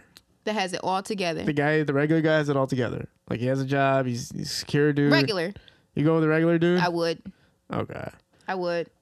I feel like it just saves 40% of the headache. Yeah, but how do you even find that guy? Because once you tell him you're Neisha Neshae, he's gonna be like, oh shit. Like, don't you think he's gonna like trip a little bit and be like, oh shit? Like, you can't trust anybody. That's my whole point. Can you trust any regular? You can't trust a regular guy. That's why I brought that up. Because you can trust a celebrity because they know the lifestyle. But can you, though? Because they know the lifestyle and they know how to work around it and sneak between the little holes and do little shit that you don't know they're doing. Yeah, but at the same time, a regular guy might look at you differently because he just... You're famous. Yeah, because you're famous. Yeah. She might take care of me a little bit more. Or she might be able to do this and that for me. Mm-hmm. So you can't trust anybody at this point. No, you can't. Damn. It's all a chance you got to be willing to take the chance, you know? Yeah, exactly. And I'm willing to take the chance, but I'm not willing to waste any more of my time. Yeah, 100%. With anyone. Like, I love. I've always been a in love type of person. But as I get older and my peace has become so much more important to me, and my success and my health and just like my mind and everything is just, I don't have time. What's your formula for recovering from heartbreak? Weed. Okay, it's got to be more than that, though. You just can't smoke your problems away, all right? I know ice cream has to be involved somewhere. Make some music if you do music. Get out, be active, like go to the gym, and get around people that you love. You know, just stay around good energy. Heartbreak is a mindset. When you're attached to something, you get heartbroken. When you're not attached to it and you have a detachment and an unconditional love for something, whether or not it's where you want it to be or somewhere else, you still love it, you know? And you can't be heartbroken for something that was never yours in the first place. We are not anyone's property. We don't own anyone. And if someone makes the decision tomorrow to say, I don't want to be with you anymore, that's fine. I still love you. And I wish you the best. I ain't never got to talk to your ass again. But that's just, I'm sending you well wishes. I hope everything works out for you. God must have something greater for me. And that's how I think about life. Like, anything that's meant for me, it's going to be for me at all times. So that's why you don't worry about anything. You don't worry about anything because you know you're going to be at the right place at the right time for whatever comes. Mm-hmm. And I know the blunt waiting on me. You want to smoke weed so bad, I can tell. I started my own strain on the Cloud Exotics. Okay, cool. Yeah. Right now, it's kind of on the down low because I'm trying to, like, build up the marketing and get it bigger and everything. But, yeah, I did come up with my own little whoop-wop. How's it? You can't move it right now? Have you been able to sell it, or is it just come as a branded now, or what's the product at right now? That shit sell like crack. I ain't gonna lie to you. Yeah. But as of this year, I haven't like read up the strain, so I'm just kind of just stuck right now. But eventually, I'm gonna come back out with it, and it's gonna go crazy. Yeah, no, I think weed's becoming like federally legal now, or something like that. Federally legal? Federally legal. Oh, like yeah. So basically, like, Do you have any opinions about that as far as like how you're gonna be able to market after it becomes legal, competition from fucking Amazon and Walmart or wherever the fuck's selling weed at that point, or do you not even pay attention to that shit? There's so many weed brands and strains. If I thought about competition, I probably wouldn't even have done what I did. Yeah. There's so many, like, and then in LA they do weed maps and shit. Yeah. You can order weed and get it delivered to you like DoorDash.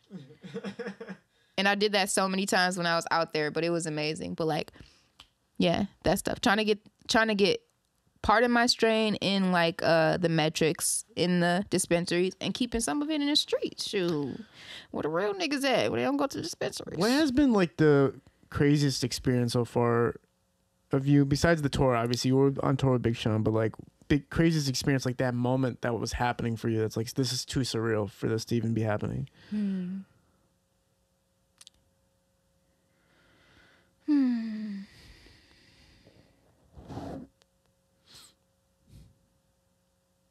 Look at me thinking. How do I look thinking? Do I look good? Amazing. Surreal for me.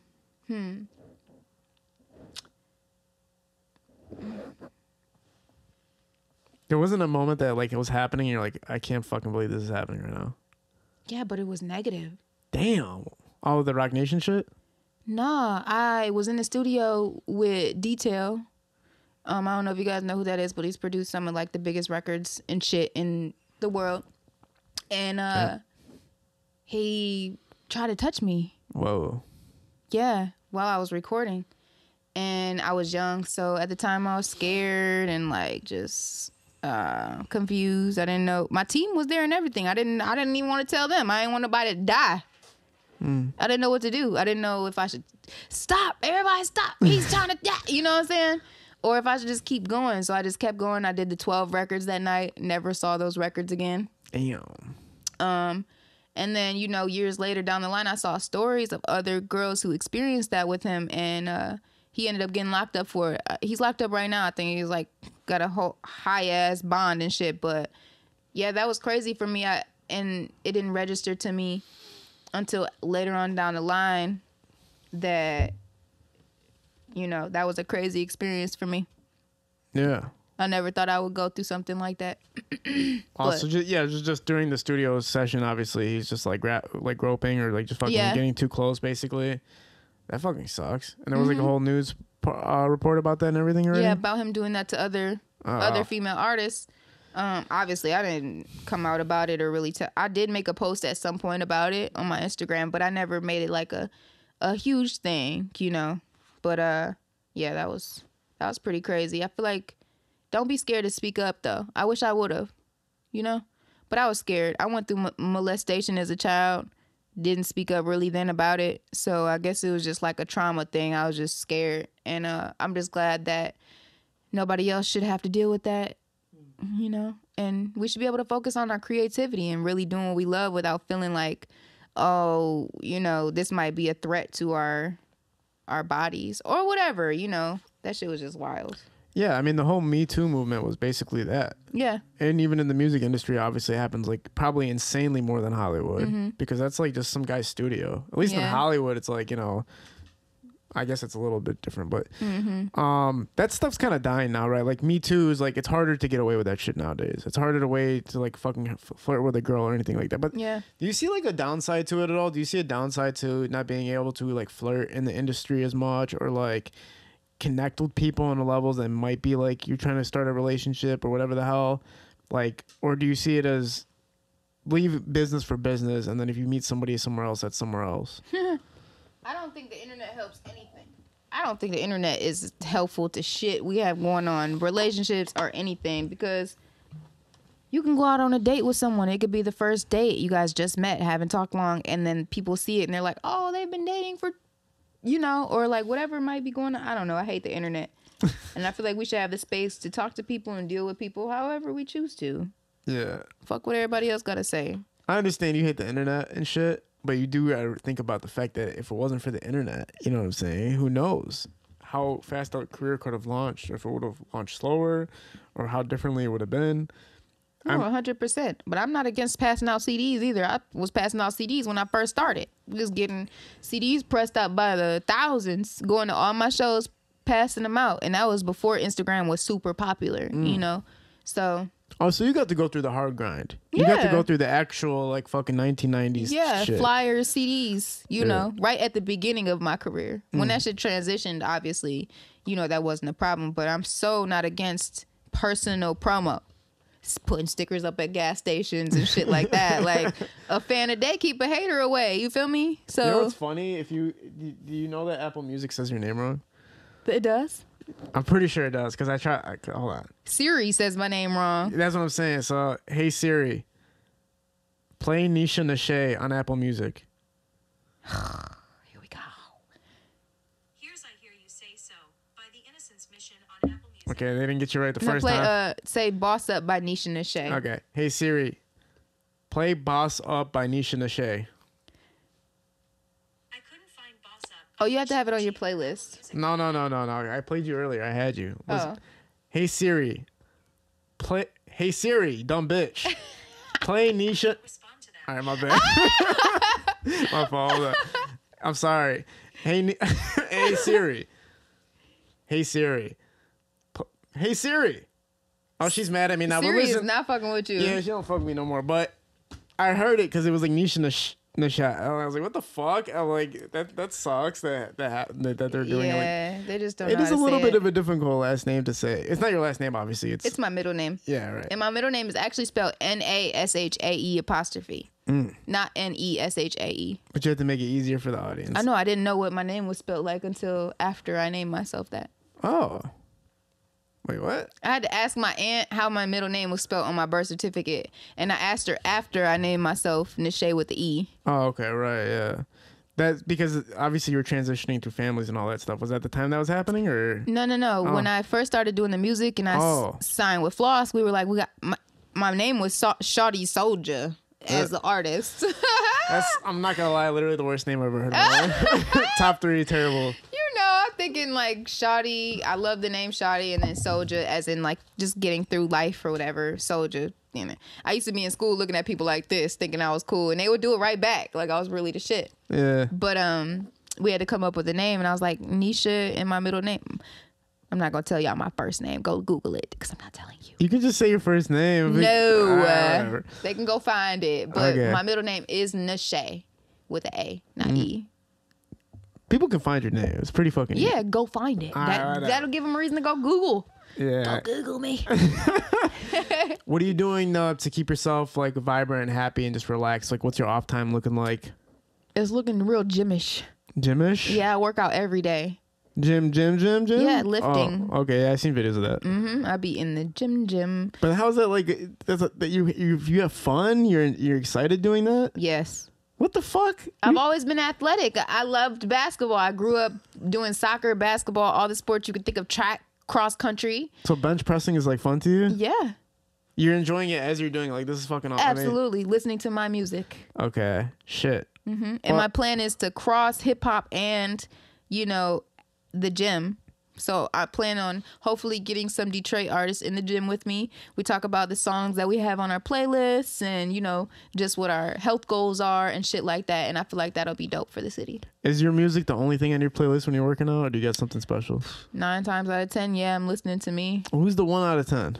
1 out of 10, that new shit by Nicki Minaj, Bussin', the Drake, Knife Talk. Sometimes I'll listen to some African music. Like, it just be random songs that I put on. But 9 times out of 10, I'm listening to me. I did listen to some of your songs where I've seen the features. Okay, I'm not going to name names or anything like this. But what I will say is this.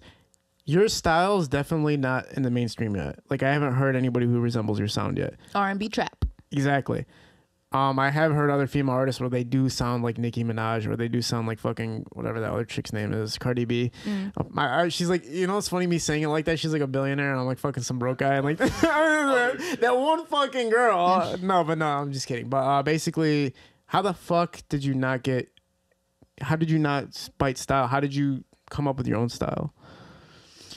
Oh man, I was just, the first thing off Bells that I wanted to not be is like everyone else. So I was like, the first way I could start is by calling my music a different genre.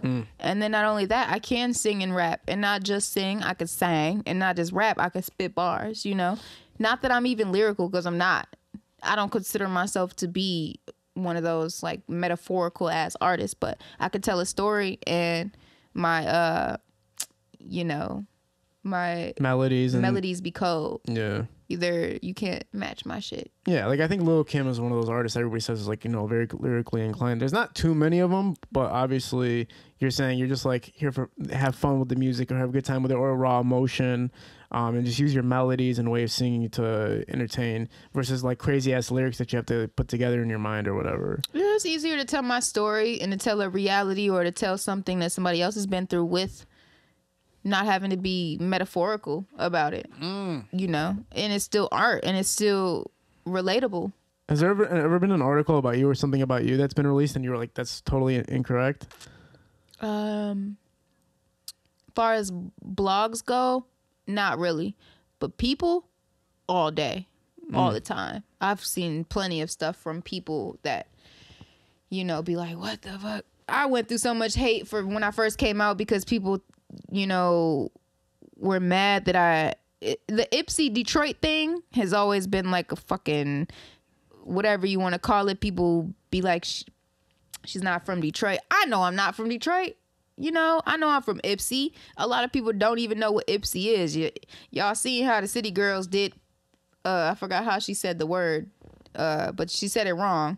And, you know, like one time I made a status like, I'm from Ipsy, raised in here, born, whatever, you know, and it started this trend on fucking Facebook where everybody was like, I was born in Inkster, raised in Detroit, you know, da-da-da-da from Ann Arbor, like whatever. It started a trend. And all I've ever been trying to do is like represent for where I'm from, and it's Ipsy. I mean, Detroit obviously took me under their wing. Ipsy don't got all the DJs and the radio stations and the fucking venues for the shows and shit. Ipsy don't got all that. I'm not saying there's anything wrong with Ipsy. I'm saying Ipsy is some motherfucking haters. They be hating. Who hates on Ipsy? Ipsy hates on their people, on their artists. Oh, I didn't know that. And y'all know that. I didn't know that at all. Y'all know Ipsy be hating for no reason though.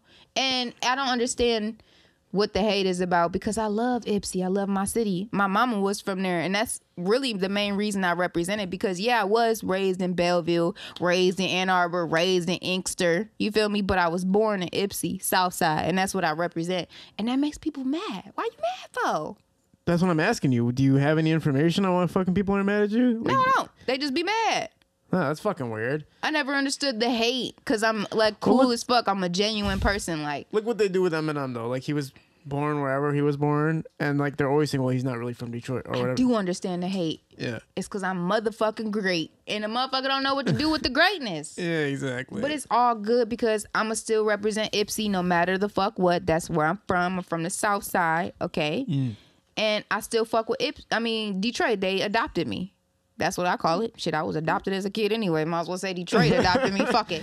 Now, we talked about your interviews, and you recently, I don't think it was that recent, but was it Breakfast Club that recent? It was pretty recent, right? Yeah. Oh, 2 years ago, maybe? Yeah, it wasn't that recent. Talk about that, though. What was that experience like? The Breakfast Club had me nervous. I did that with Dre Butters. Shout out to Dre Butters. But shout out to Angela Yee too, because she basically put that together too, like allowed me to come. But answering those questions and stuff, I feel like it's some shit that I need to not really elaborate on, but clarify. I think you do need to elaborate, because I felt like a lot of the stuff was like, pause, all right, next. And I didn't get to hear what you really were trying to say or try to express yourself. Well, thinking back on the shit that I said in the interview, like they asked me about being dropped from ROC. And I think my answer was something along the lines of like, yeah, ROC Nation dropped me, but the world didn't. And I don't know why I'm so upset about that answer. Why? Because I feel like it was kind of ego. Arrogant? Yeah, for me to say that. Because even though I know the world didn't, and I have fans that genuinely fuck with me, whether or not I'm signed to ROC Nation or not, but that answer just didn't feel like me when I said that shit. It felt like emotions and just me being where I was and feeling like, yeah, they dropped me, but it's all good. Even though inside I didn't really feel like that. I was kind of frustrated and disappointed. But I came up on top of that. And then like I said another answer where they was asking me about trusting people. DJ Envy asked me how it is about trusting people, and I was like, I don't trust people and I don't trust myself. And I was like, why the fuck would I say I don't trust myself? I remember that, yeah. Why the fuck would I say that? I don't fucking know. Like, that's pressure. That shit had me feeling, one, I was in a relationship at the time, right? So I felt like they were watching and I didn't want to say anything wrong. So that was the first thing that came to mind. Like, I don't trust them. They shouldn't trust me type shit. I don't know. But you know what? I do trust myself. And I might not have in that moment or at that time. And that's why I said that. But now in this day, I do trust myself, and I trust me more than I trust anybody. Of course. And I trust my intuition more than I trust someone's opinion. Or maybe you were just trying to be a rapper at that moment or something, or was it like you were trying to put that like image out at that moment? Maybe, I don't know. I was trying to portray, just being strong. Strong, right? Sorry. And basically, just having that wall up, like it don't really bother me type shit. Like like I'm good. You feel me? And that was just like an arrogant answer, just basically like brushing how I really feel off, which was frustrated and disappointed that I made this major move that didn't turn out how I wanted it to. It's all good though. It was certain questions in that interview I felt like I was under pressure to answer. Yeah. Well, yeah, because that's kind of how. Do you walk into that place? Obviously, before you get there, do you kind of think about what you're gonna say or anything like that? Do you have anything in mind before you go in? I did that shit on the way to you. Oh, for real? I think we do that as artists. We do that on the way to any interview. We're thinking, what are they gonna ask us? Yeah. What is my answer gonna be? And yeah, I went through that, and it was horrible because I'm like, this is one of the biggest interview fucking platforms ever. Like, I need to have the right answers. Yeah, because regardless of YouTube views, they're heard everywhere. So you're like, this is your chance to grab new fans, maybe lose fans if you say the wrong shit. Like, all types of shit can go wrong. So the pressure's there. Do you still feel that type of pressure going into interviews now? Yeah, interviews give me anxiety. Oh, really? But I pushed through because... That's why you needed the weed, right? Yeah. Oh, my God. If I had known... A little bit of ganja never hurt nobody. Yeah. But I love interviews also because it gives me the opportunity to speak to my fans and inform them and enlighten them on what's going on with me right now. Yeah, because they don't always see my shit on social media. But they'll go watch my interviews and see it, So, do you still got another 10 minutes, or you because I think I got to change that battery. But you got another 10 on you? I'm good. I'm not rushing. Yeah, Dej Loaf is actually an artist that I hear compared to you a lot. Yeah, I heard that a lot in the beginning of my career as well. But I think that our aesthetics, whatever the word is, aesthetics. Our aesthetics are different, and when it comes to the music, she's a little more laid back than me. You know what I'm saying? But I've always fucked with her. When Try Me first came out, I was really with that shit. I like that song because I like that female gangster shit or whatever. But we have yet to do a song. I came out right after her, and I feel like she's laying low right now, but she gonna come out with some fire. And everybody gonna be like, oh, shit. They thought Dej Loaf was, like, done with the shit, but she coming back. I know she coming back. I noticed a lot of female artists, once they hit a certain point, like you said, everything opens, all the doors open. Actress, becoming an actress, moving product or anything like that, just becoming a public figure. Mm-hmm. Do you like that approach, and do you feel like you want to fit into that area too? And you already are, obviously, but do you feel like you want to hit that public figure side more, just being like an entrepreneur with this shit, not just being known for music? I feel like it's important to be open to other doors, because like we're not meant to master one thing but many. Mm-hmm. And I could have used this music thing that I'm going through and been like, fuck music, I'm either get a job and get back to the normal 9 to 5, be a wife and have a kid and marry and call it a day. But I'm bigger than that. I'm so creative. I can act. I can really produce music. I've made beats and stuff before. Cool. And it's just like limitless for me. So that's where I'm at. I find my inspiration in knowing that I'm a jack of all trades. Now, do you see artists straying away from studios now more? Do you feel like my thing with studios is this. I don't like how they took out real instruments now. I feel like real instruments were used in the 90s and the early 2000s way more than they are now. Like, nobody's bringing out a bass anymore to do a bass line and shit like that. What do you think about the studio-artist relationship these days, or even how artists approach the studio these days? Yeah, I feel like it could be better. Artists should definitely be linking up in the studio and helping each other to create the sound and the music like they did back in the day. I mean, there's vlogs and studio sessions you can look up on YouTube of artists and them creating together. Like, and I think it's important just to help with the, not connection, but the way that the music flows. I feel like you get a whole different outcome when you're in the studio and you got the artist with you and you guys can go off each other's vibe rather than sending each other the song. I mean, obviously, I've done plenty of songs where they've been sent to me and I send them back, but I have nothing against getting in the studio and catching a vibe with another artist. Like, I like that more. Yeah. I think that's more enjoyable. What do you, what's your ritualistic aspect before going into a studio or handling a studio process? Do you have a ritualistic aspect? Do you do anything like every single time I go to the studio, I do this specific thing? Make sure I eat. Okay. Because I hate to be hungry in the studio. Oh, my God. Well, unless somebody brings some food or whatever. And I just like to be in a good vibe. I don't like to have negative energy around me in the studio. I like to be able to think. I don't like somebody that's over opinionated, When I'm locked into, I can take criticism and opinions and ideas. But when you try to like completely flip what the fuck I got going on, it takes me out of my like element. I just like to be locked in, and I feel like I'm really good at catching a vibe. Yeah, like somebody going like, you should try this. And then like they're always wrong every fucking time. They be like, you should try this. And you be like, you try it and it's not good enough. And they be like, well, can you do this? Like, and they just be excessive about it. Like, bro, you want to get in there? Yeah. Or them people that be like, they want a hook or they just want a verse. And then you get there and they want to add this and they want you to throw this on there. And ooh, it's like, people be trying to get You off. didn't fall into the family trap, right? So you didn't get into that thing where like, oh, I have kids and I'm married and stuff. Or do you? Oh, I'm sorry. Do you have kids? And no. Okay, I was gonna say. I have dogs. Yeah, exactly. So you didn't fall into that trap, which a lot of people fall into, and try to manage like the wife, kids. I want to be a rapper thing, which is very difficult, obviously. Yeah. Was there a moment where you almost got involved in that? Like, oh, I'm about to screw everything up. Not screw everything up, but I just noticed like a lot of these female artists that are struggling had kids before they tried to make it, and now they're trying to make it. Like Nicki Minaj had a kid like 10 years after she made it. There's been times when I've been in a relationship with someone and I'm like, my money. Where's my money?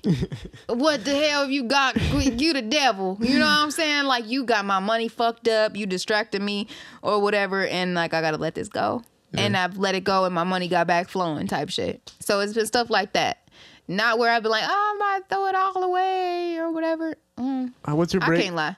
There's been times where I got into some shit in a relationship where I'd be like, fuck, I'm not going. I had a show that night and I got in a fight and I'd be like, fuck the show or fuck the interview, But I had to grow out of that and stop letting outside things fuck up what's really going for me. Yeah. Yeah, a lot of artists go through that. Their relationship troubles, it can fuck up their studio time and all types of shit. What's your breakup method? How do you like introduce a breakup to a guy? I hate breaking up with people. Me too. And it's normally me because people don't like to let me go. Yeah. Oh, man. And I try to do it in a nice way. I've had to break up where I don't talk to you ever again. What about the part where you tell them you're not I don't. Damn. I just stop talking to them completely. Just ghost them in life. I've had to. Because I've had people who are just obsessive and will not, no matter what I say, how I give it to them, they're not going to stop. So to this day, I've got an ex that will not leave me the fuck alone on all my social media, be sending me crazy messages and threatening me and all type of stuff. I've blocked multiple pages, and yeah, it's crazy.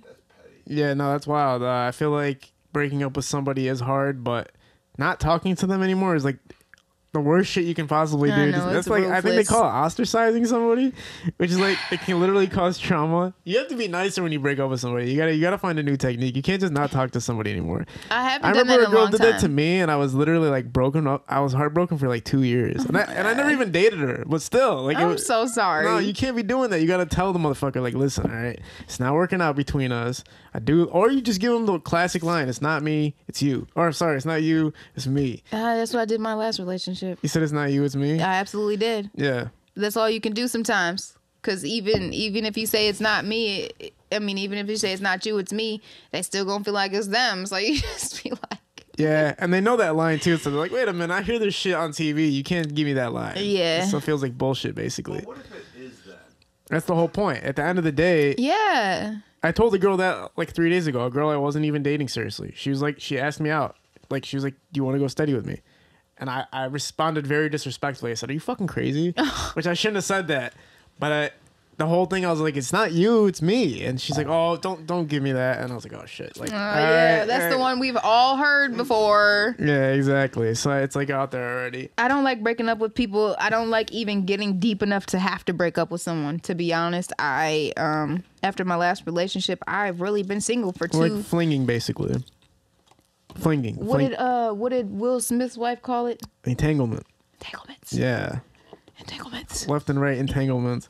But no, her entanglement was some bullshit entanglement. Because that was just, I feel like, listen. Was it? That's a funny name. Why was it bullshit? Wasn't she just straight up cheating? No, she wasn't because they don't cheating. have a monogamy relationship. No, listen, in my opinion, what happened was this. They did not have an open relationship. She did that shit. She talked about it. Will thought the only way to save face was to say, well, we were broken up at the time, which is what he said. That way he didn't look like a disgrace. Because, come on, man, you can't let your wife say that and then be like, oh, there was no reason behind it. But so they didn't have an open relationship at the time. He said they broke up and then she did that and they got back together. What I really think was she did that. He figured it out and was like, okay, well, I'm not letting the public know. It was like, yeah. Because I'm not going to let nobody know about that shit. I don't know. At the end of the day, like, you just got to look at it like this. Too many people know about your relationship, something's going to go wrong. And that's just what it is. All the new girls I date, they're like, can you please just keep this low key? Like, not because I don't want people to know that you're here, but because I don't want anybody to fuck this up. Yeah. You know, too many people knowing about your relationship, too many fucking mouths getting your ear. Like, you know what I'm saying? It just gets too crazy sometimes. I feel like for you, it's going to be easy, obviously, to move and find somebody new. But at the same time, you're recovering. You're not going to just hop into something new. You're gonna have to fucking be able to pick the world up on your back and walk with that bitch. For I say yeah, because I'm just enjoying living with myself and enjoying and giving myself the love that I've been giving to everybody for so long. What's your care day for yourself? How do you like to pamper yourself for a whole day? I love to do my own makeup and my own hair. I like to just clean. Put clothes away.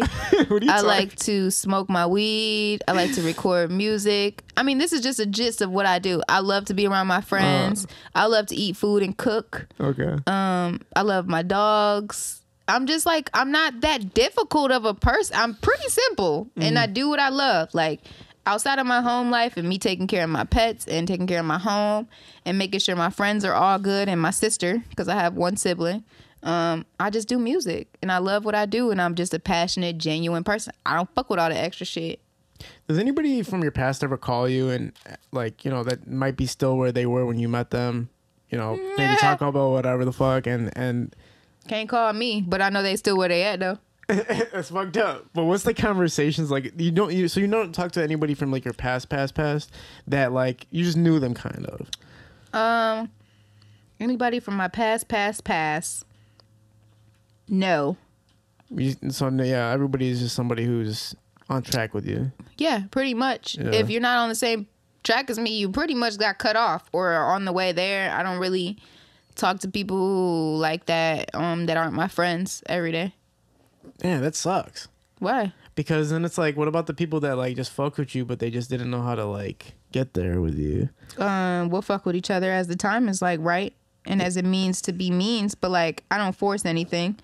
I reach out to people all the time. I like to have my relationships and my friendships and connections. I'm not an overextensive type of person. Like, what's one thing about the industry that you never expected it to be like that, but it is like that? And is it a good thing or is it a bad thing? Never expected to be like anything. Just before you got into it, and then you got into it, and you're like, wow, that's really how that goes. You think people will fuck with you more? Like, because it's just so easy to have that connection. You got the internet, phones. It's so many ways to have a connection with someone. You would think people would fuck with you more. But at the same time, people be busy. You're not entitled to anyone's time, I guess, you know? So it'd be some people I wish would fuck with me heavier because I fuck with them. But I'd be cool because I know we going to see each other when we get like, when the time is right. I believe in divine timing and I believe in not forcing any relationships with people, you know.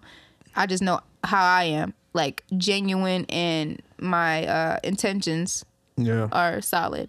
Is there any update for your fan base right now? Some things that they just don't know that's going on with you right now that you would want them to know about? I need my fans to know that I'm not letting up no time soon. It doesn't matter what I'm going through, who's trying to stop me, what music I can't put out, but I'm always going hard in the paint. I'm always in the studio, you know, building my catalog, and I have a bunch of amazing music for you guys that I will be putting out. Just appreciate the patience. Who's going to be shooting your music videos upcoming? I just shot a video the other day with Cash. Everybody knows who Cash is.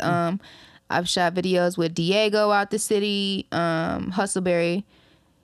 Who else? Well, who do you Marty. Do you have it planned out for the future, guys? Like the future music videos that you're gonna shoot? Oh no. You haven't planned it out yet? Just how I am.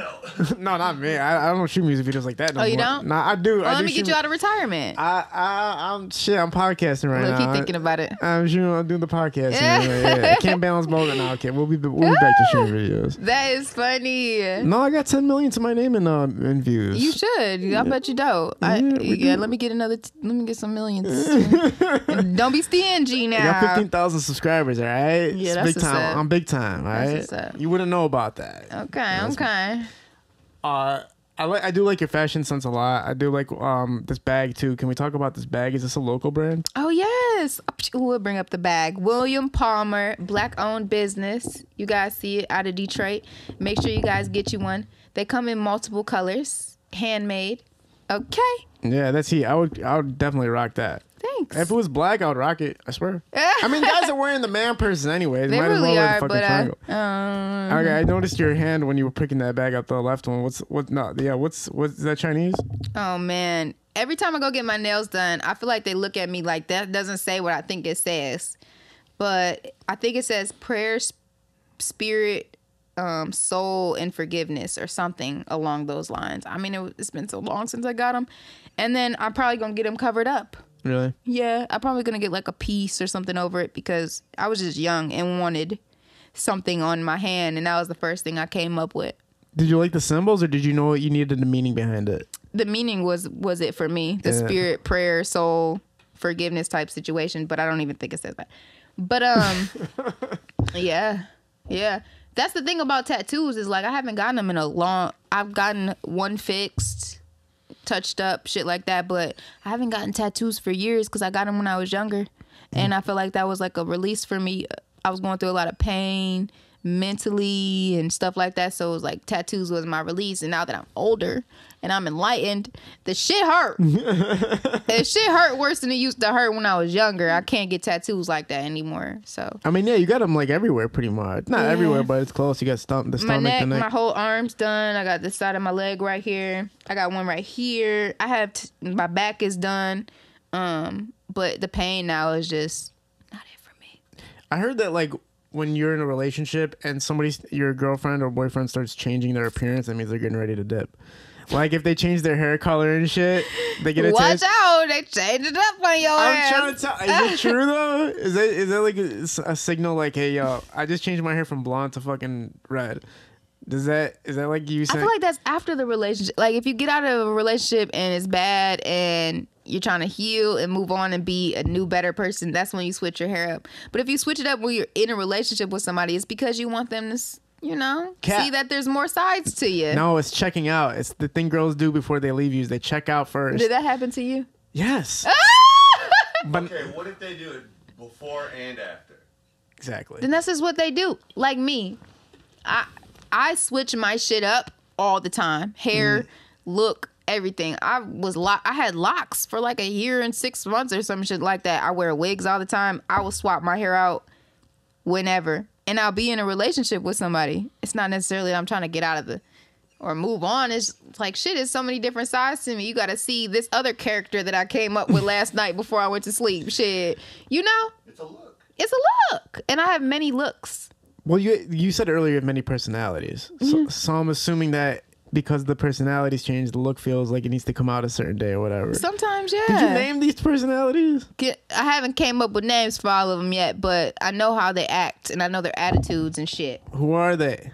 Not one of them is not very nice. I haven't seen her yet. You don't want to see her.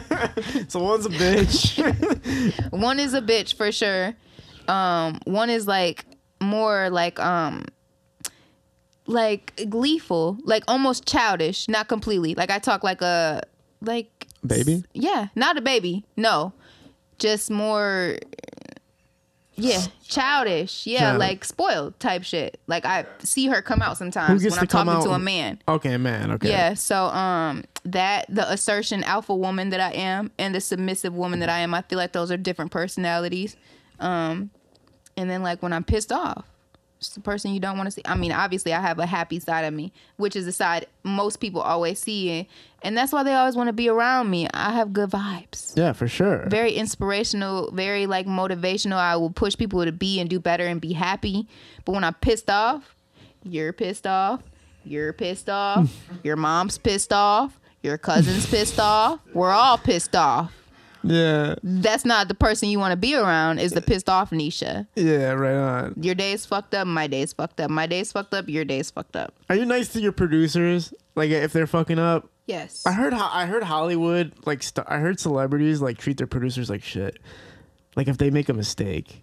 A producer could never say I treated them like shit. Okay. Ever. So you're always nice to everybody that works with you? I am very nice and understanding, easy to work with. I have had moments where I'm kind of like questioning what it is you want me to do. Like if you're like, do this, and I'm like, why? Type shit. Which can frustrate some people because I'd be stuck in my own ways sometimes. Just me like knowing what it is I do and don't want. So that's that. But like I'm always respectable. Never disrespected any producer I've ever worked with. I don't disrespect people, period. I'm just like, unless you disrespect me, and then we got a fucking problem. Right. What would you call the chapter of when this began, and what would you call this chapter? The chapter of that I began, silver linings. The chapter that I'm in now, they hate to see it. Damn. They hate to see it. They hate to see you overcoming the shit that had you low. They hate to see you make it through what they thought was going to stop you and overcome and overachieve. They hate to see that shit. So, yeah, that's where I'm at. Yeah. Getting back to just before we close out, just to tap on the ROC Nation situation again, the whole ordeal of what happened and walking. Can you just give it a quick walkthrough again? Just like a quick walkthrough, beginning to end. Now that we've talked about it for so long, do you see a different perspective, or is it still the same thing in your mind of how everything played out? And can you walk us through it real quick? So I signed with my manager, signed to a label, signed to ROC Nation. ROC Nation got a new president and dropped me. From there, everything went left. My perspective of it now is that I needed to go through that to grow through that. Grow through it. To know how to handle a situation in the future if I ever signed to another major. And it's unfortunate. Sometimes we have a plan in our head of how something should or how we want it to turn out, and it doesn't. And I feel like that'd be the worst part, you know? But outside of that, I'm not hurt. My career is not tarnished. It's not at a complete halt and nobody fucks with me type shit, you know? I'm still blessed to do what I love, to still have the connections I have, to have the impact that I have. I'm not the only one that goes through this type of shit. A lot of artists go through the bullshit, bankruptcy, all type of shit. I'm glad I ain't got to that point. They wouldn't mind if I did, though, but we ain't gonna talk about that. Yeah, like at least you're not broken shit, like right. Starving artist or something like that. You know what I mean? God is good and always makes a way for me, and that I do believe. Everything comes to me abundantly. You feel me? I'm never in need. I always have what I want. So, what's been like the glamorous moments of your career? Because we've been talking about a lot of the sad stuff or like, you know, things that haven't worked out, but like, what has been the glamorous parts for you? Even just, have you been somewhere, like, have you been on vacation? Not vacation, but like working somewhere that wasn't exciting, or a collaboration that was like super, super exciting or anything like that? Yeah, I have a collaboration with E40. I've met Trina, Timbaland, French Montana, Chris Brown. The list goes on and on. I've met amazing people. Big Sean, Tyler, the Creator. What the fuck? Okay, what the fuck is Tyler DJ the Creator Khaled. like? What's he like? What's Tyler the Creator like? Just creative. What was he like as a person though? Funny. Really? Like witty. Is he like that in person? So in real life, he's like that too? Yeah. Damn. In real life. He's really a witty person, funny, just cool as fuck, you know? Damn. But those were beautiful moments for me because to be around people of that caliber shows that you are worthy and valuable enough to even be there. There's a lot of people that would die and kill to be around the people I've been around. So those have been like the biggest blessings in my life and have inspired me to know that I can and am supposed to be there. Yeah, you belong know? at the moment. Those moments you were there weren't like luck or just bullshit. They were you're supposed to be next to these people. God placed me there with those people. Yeah. And I never take that for granted. I never take any of the experiences I've had, including my label that I've dealt with, and being with ROC Nation and being dropped, and the tour and not getting paid, and those things have all made me stronger and have allowed me to know how to handle future situations in this industry. Because I'm not going anywhere anytime soon, so I might as well keep learning. Yeah. No, it's beautifully said. Oh, this is fucking awesome talking to you. It really was. Thank you. This is really, really cool. Is there anything you wanted to touch on? Anything you wanted to talk about?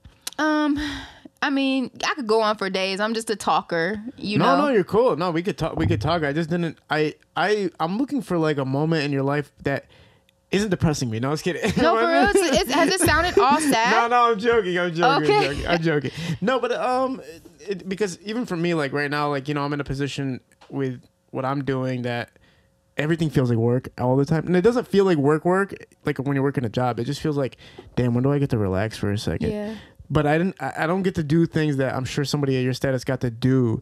Like, did you ever get to go on a trip or something for work? Or did you ever get to do something that was, like, fucking exhilarating or something that, like, you never dreamed you'd be doing? I mean, I performed. When I was on tour with Big Sean, I performed in New York at the, like, the biggest venue they have out there. And I can't remember what the hell the place is called. Madison Square Garden? Madison Square. I performed there. Yeah, literally the biggest, like, fucking literally venue. The biggest place you could fucking perform. And that was huge. And not getting booed. And, like, the whole crowd loved me. I mean, that whole tour was exhilarating for me. It's strangers listening to me fucking perform that love me, you know? And that was, like, just one of my biggest and greatest experiences in this career thus far. And I can't wait to go on a tour of my own. I feel like that'll be beautiful. Outside of that, this whole journey for me has been beautiful. Aside from the bullshit, you know, I am grateful to be where I am and be who I am and be able to have the impact I have on people. It's a blessing for me. I can't complain. It is shit that I can complain about, but I can't complain. You know, I'm blessed. Yeah. Yeah. I can't believe you forgot the name of Madison Square Garden. I know, right? I smoke too much weed. That's literally the biggest, like, venue, most known venue probably, like, in the world, straight up. Like, I got you guys. yeah. You got my back.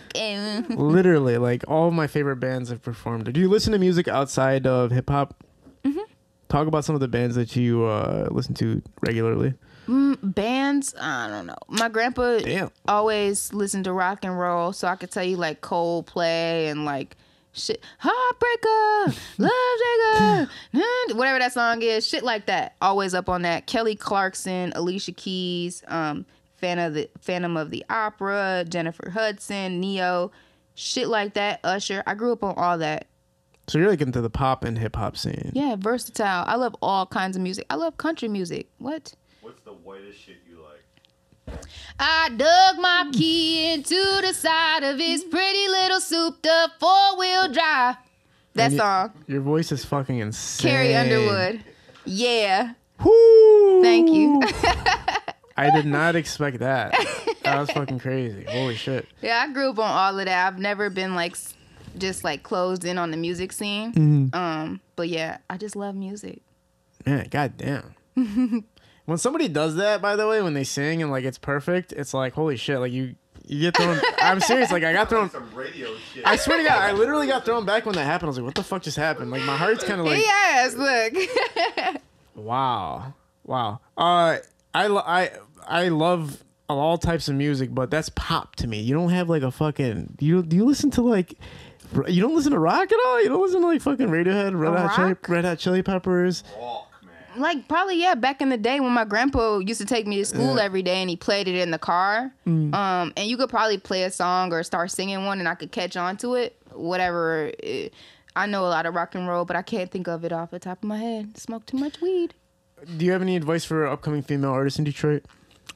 Oh man, my advice to you guys is to not worry about who isn't fucking with you and fuck with who fucks with you. Like the most important thing is to focus on the love, because we can get caught up in the person that's not reciprocating, but as long as you continue to be you and do what God put you here to do, which is show love or bring people up under you to motivate them, to be a mentor, whatever the case might be, you continue to do your job and then the other shit will just fall right off right off the whoop-de-whoop. The whoop-de-whoop. The whoop-de-whoop-whoop. Do you know how to cook? Yeah. Okay, what's the top dishes you can cook right now? Lasagna, spaghetti, salmon, crab boils, Alfredos. I know these are all basic things I'm saying. These are just the top of the things that I love. Grilled chicken. This is all like Italian dishes, kind of, right? I'm Italian, Sicilian. Wait, what the fuck? Wait, I thought you were. Are you African I American? am. I'm a black woman, but I'm mixed with Sicilian and German, French, Scottish. Oh my God, it all makes sense now. Yeah. Because I was like, you're not totally African American. No. I couldn't tell like the other mixes. Does the culture? Do you guys do any cultural stuff? Like, do you do anything like in the Italian side or anything like that? We just love to eat together as a family. That's one thing we make sure we don't miss out on for holidays and shit like that. But yeah, outside of that, my family hasn't always been too oriented. So part of it is, but not the whole family. So that's fucking cool. I didn't know you were part Italian. Thank you. Can you speak any of it? No, I wish. Oh, shit. You know, Italians be speaking French though. No, I didn't know that. Oh yeah, I think Italians speaking French. I think so. Yeah, I'm pretty sure. Look it up. No, I never heard that. I'm gonna give this Neisha Neshae thing one more time on Apple Music just to see if we can get this going. I just want them to fix it so I can message them. Hey Siri, can you play Neisha Neshae "Boss Up"? Now playing Boss Up by Neisha Neshae. Haha. Neisha Neshae. That's like fucking Japanese.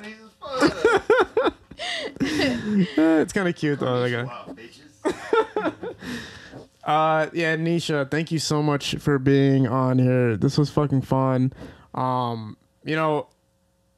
this whole thing blows over and everything like that, I know you're gonna fucking dominate the industry. and just get back right on track to where you were when you were fucking hitting 10s, 11s, 12, hundreds, millions of views and everything like that. And everything's going to be back on track. Is there anything you want to shout out to the audience or let them know about for future projects? I just dropped a new video called Go Out with a Bang. Right now, I'm taking my acting classes in LA, so I've just, been capitalizing on that. Stay tuned for new movies. Make sure you subscribe to my YouTube channel so we can get to this 100,000 subscribers. And shout out to my manager for holding me down, and shout out to all my fans that's been fucking with me since day one. I want to ask about, I appreciate you again. We have Vantage Photo behind the camera. We're shooting at Parallel Sound Studio. We're out. Peace.